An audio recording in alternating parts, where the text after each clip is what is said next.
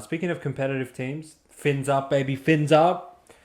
I think they had a very successful introduction into the NRL season based on, signing Wayne Bennett, not really having that much of a leeway to sign a lot of players in the first year. So they had to settle for a lot of off-contract players and probably pay more money than they otherwise would have had to get players over, or settle for older players like the Bromwich sisters and Kaufusi, even though they had a pretty decent year.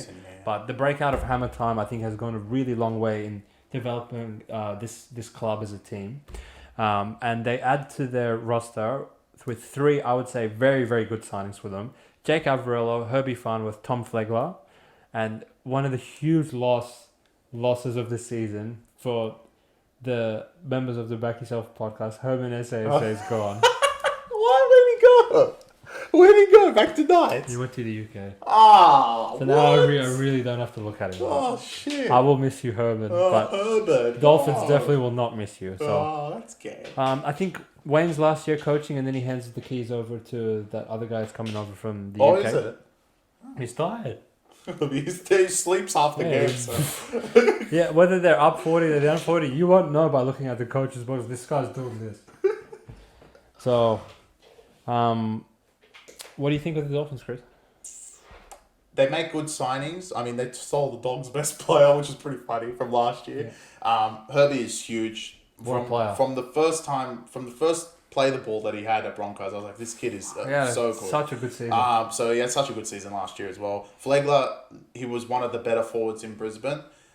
They do get a lot of their long-term injuries back as well. I know O'Sullivan did play, but he was kind of injured. He tore his pec. Marshall King, Gilbert Arenas. Gilbert is all back. So Dolphins are I think they will finish above Titans, but they're going to be very close, those two. And the good thing for them outside of Titans is they don't really have too many Origin players. Maybe Flegler goes and Hammer Time. Yeah. But Gilbert, I guess. Maybe Gilbert, yeah. But with Avarillo and Herbie, they can shift them to fullback and be perfectly fine. Sure. So I'm excited for Dolphins. I think handing over the keys next year, but they've made this year's keep the step ladder going, essentially, of Dolphins keep moving up. Slowly they're going to be we have all this talent. So I think they've signed 2 great centers, maybe 2 centers that are going to be there for years. So, agreed, yeah. Some of the other teams below them that I'm looking at here and wish have these 2 centers. Agreed, so mate. Shout out to Dolphins, and look, playing in Redcliffe, they have a great fan base. It's going to be difficult. I truly I root for them to be successful. I liked what they did last year, even though they didn't string that many wins together. The fact that 8 rounds in they were. I think they got to a point where they were picking to make the 8. Yeah, which is crazy. Yeah, I know. They were starting the year off as 20-point underdogs in round 1. I've never seen that in my life, and they win outright. I'll never forget those scenes. No way, mate. Round 1. Thank you, Dolphins, and excited to see you guys round 1. It is the final year of Tua.